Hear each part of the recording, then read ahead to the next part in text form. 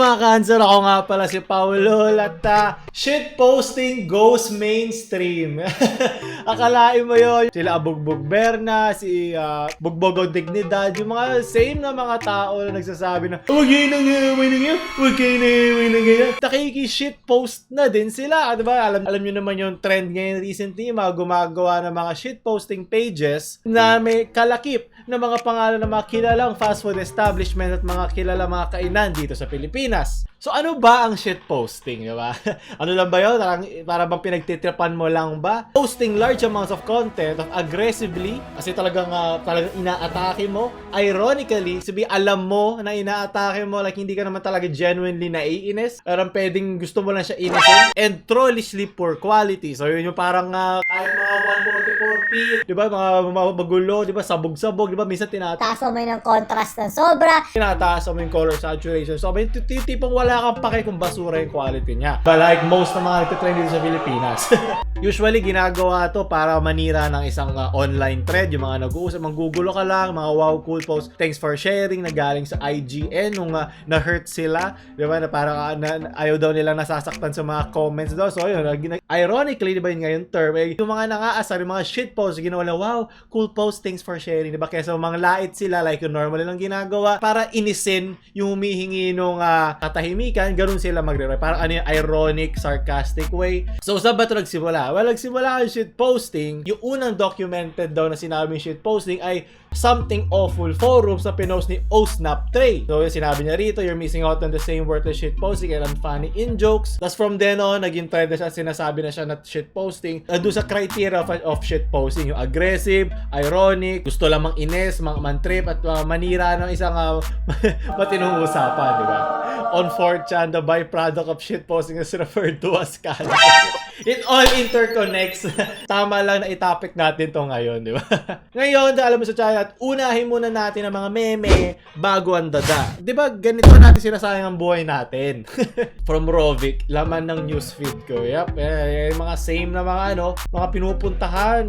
Mga kulang pa nga dyan, hindi lahat nandyan. From comics. Alam mo, sobrang yung weird. Kasi ang may-ari ng mga inasal is Jollibee Corp. So, hindi ko ma-feel yung hate. Hindi ko ma-feel yung inisan.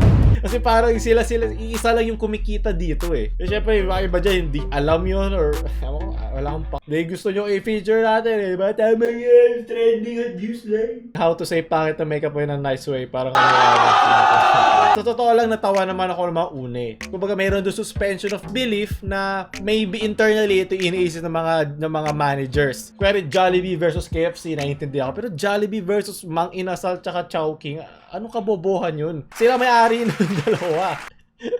Kung mga tunay na manager yan, baka matagal lang tinanggal ng monopolyo ng Jollibee yung mga yan. Nag-reply yung McDonald's Philippines, okay lang may makeup kasi naman walang edit. Boom! Banter! Grabe! Diba? Galawang high school. Paano sabihin na hindi masarap magkaya sa Jollibee na nice week? Kasing sarap mo si Marlo.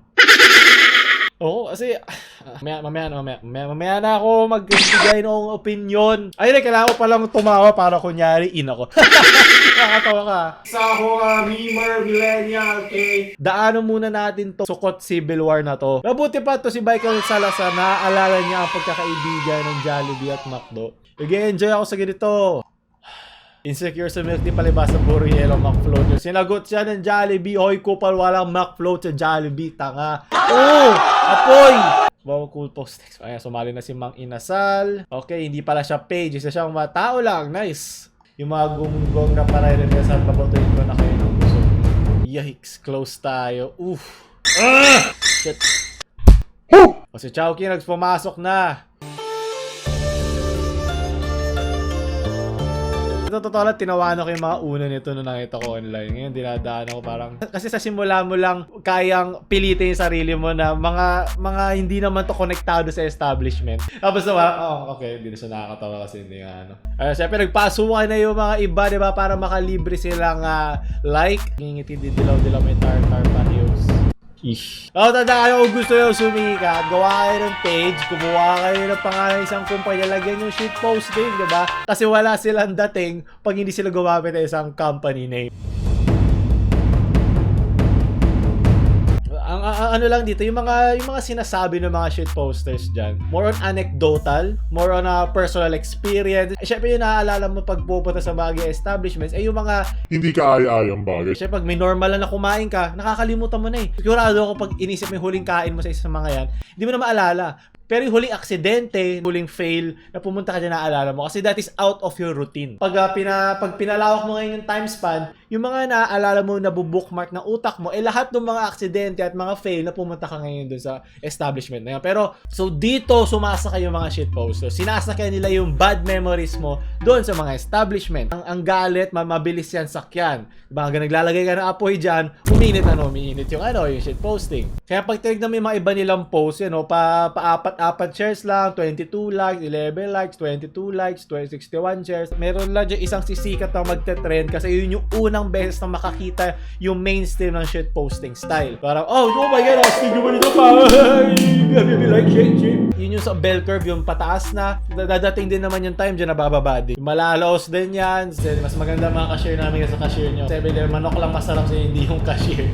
Loso, nag-away pa cashier namin member na MNL48. Automatic to the side.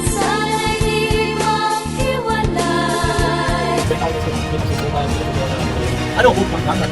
Pero na lang, na work na lang. Ka ba ikaw tako? Kailangan mo talaga ipa-ear yung suspension of belief eh. Kailangan mo imagine na talagang manager to para matawa ka eh. Na para, ano? Okay na. Tama na to. Deads ka na, mister. Deads ka na, mister. Alam mo, feeling ko kaya sumikat ng mga to kasi wala pang pasok eh. So pagdating ng June 3, magpapasok ka na, wala nang oras magsaya ng buhay itong mga gumagawa na yung Facebook page, ginagawa na shit posting. Sayang libreng data. Kaya kung makikita yung mga post nila, puro text post, wala kang photo eh. Kasi ayaw nilang magsayang ng data nila sa pag-upload. Parang, salpak mo na lang dyan. Ay nako, bingin na lang kayo kung saan mo bibili sa may ginitong lang pangit lasa pin. Yeah! Laugh trip! Pucha! Ako, hindi ko pipilitin yung sarili kong tumawa. May laugh track ako para gawin yan, ha? Napapagod na ako. Hindi witty. Kasi rekta lang na, pangit ka. No?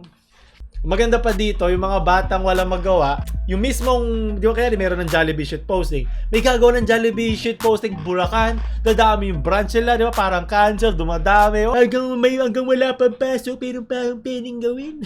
Pampamilya po kami ditong fast food kainan, hindi iba po ang kinakain yan, sunod. Common ito eh. Kaya siguro, first time makakita ng shit post nung mainstream. Oh shit, ang astig naman ni 7-Eleven lang. Go, wala dyan. Siyempre nasa algorithm ng Facebook na pag mas maraming nagko-comment o mas maraming nadadala ang isang thread galing sa ibang part ng Facebook, nilalabas sila ng nilalabas to. Makikita mo sa mga recommended posts sila. Punta tayo sa part na mas importante sa mga to. Dinadaanan ko lang para alam niyo mas sinasabi. Tapos na tayo sa meme. Pumunta na tayo ngayon sa dada.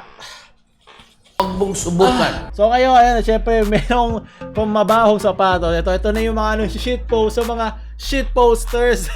Maaari mo bang tanggal ng post ito dahil ito ay naghihikayat sa mga kabataan na gumamit ng illegal na droga. Pag ikaw talaga admin ka, pumasok sa Alphamart, ibabato ko sa'yo turon namin. Gusto ko wala nang pake. Tayo sinasabi. So, ang tawag sa ginagawa ng mga to ay cyber squatting. Technically, illegal yun. Kahit may nakalagay na shit posting doon, the fact na ginagamit mo yung parang aura ng isang kumpanya, pwedeng for profit, pwedeng manira ng reputasyon ng mismong page or reputasyon ng mga kalaban niya, competitors siya, parang batak-batak pababa, bawal yun. Kung may pake, ang Jollibee, syempre malaki naman sila, pwede sila maghain ng kaso na ipapakita ng Facebook yung mga may-ari ng pages as long as dumaan yung kaso na maayos. Kumbaga, pinakita na meron nga malis, meron nga siyang parang masasamang gustong sa reputasyon sa Jollibee. Kasi isipin mo, kahit 100k likes and now, sige, sabihin natin mawala yung Jollibee shit posting. Kaya rin, mawala yung pagpo-post sila for 6 months. Biglang maglabas sila ng mga bastos na kaya rin, na-hack sila. Yung risk, lahat nasa Jollibee. Hindi naman, sinasabi na iba, bad publicity is good publicity. Yes, good, ano pa rin yung publicity pa rin yung for Jollibee or kung ano mga establishments yung gumagawa ng mga shit posting na yan. Pero, ang habol nila dito ay yung risk na merong ganong page na nabubuhay na pwedeng na hindi nila kaya i-monitor kasi hindi naman sila may hawak nun eh. Diba? Pwedeng magkaway, pwedeng mahack. Ito ba diba yung sa parokya ni Edgar na page, na fanpage na hack? Ano yun? May checkmark yun. Yan, ano yung mga share nila, mga bastos na di ko pwede pakita rito. Maraming ganon. So, uy, grabe ko naman, nag-enjoy lang naman sila. Kaya alam naman kayo nag-enjoy kasi may pangalan na isang sikat na kumpanya. Nag-isipin mo kung mga tao lang yan. Isipin ko rin mga batang hamog lang yan. Yung mga admin na yan. Mga mukha nila nakalagay. Hindi yung mga kumpanya na may shitpost. Kaya rin, ano to? Si Pedro shitpost. Hindi, pinapansin lang sila ang maskara ng mga kumpanya. Papanoorin nyo ba ako kung wala akong maskara ni Tito Willie? Siyempre hindi, di ba? Si Tito Willie lang ang pinunta nyo dito. Bigyan ng sukot yan. Bigyan ng sukot yung mga fan pages na yan, leche. Meron silang perang buklatin yung mga admin page na yan. Kung hindi fake yung account na yan, dali kayo. Kaya hayaan nyo sila. Huwag nyo silang babala. Hayaan nyo sila. Tutulad sa mga tumuto sa Mall of Ace Center Point, kailangan na nila magsabi na this to inform the public that the Ace Center Point shitpost is not operated owned by the management. Diba? All status or posts in the said page are not initiated by Ace Center Point management. Kino-call out na nila. Ito naman isa St. Catherine's College, diba? Kasi meron sila mga mission vision nila. Naiintindihan ko gagawa shitposting na parang ano lang, trip lang. Pero kung mambabata kayo ng ibang kumpanya, wala, parang binubuksan yung sarili nyo na madali ng mga iba't ibang kaso. Problema nyo na yun. Problema from garbage memes, low IQ Philippine shitposting garbage. Yummy! So, inuulit ko lang, wala akong pake kung nag-enjoy kayo. Kasi sabi ko yung mga mismong admin, alam ba nila kung ano ang inilalagay nila sa sarili nila? Kung hindi, ano na lang, sigurado ako below 18 kayo. Eh, pag kayo nalagay sa juvenile delinquency, prison, blah blah blah, hindi kayo makapag-aral. Kulang na nga kayo sa aral ngayon, tapos babawasan nyo pa. So, problema nyo na yan. So, ayun, yun lang aking masasabi sa fast food establishments, Civil War, shitposting. So yun, ako ulit si Paulo. Kaya tayo like, share sa mga shitposter new friends. And syempre, kung naman mag-subscribe, Paulo Lau. O nga pala, alam nyo na kailangan nyo gawin na duraan nyo na. Shitposter na din.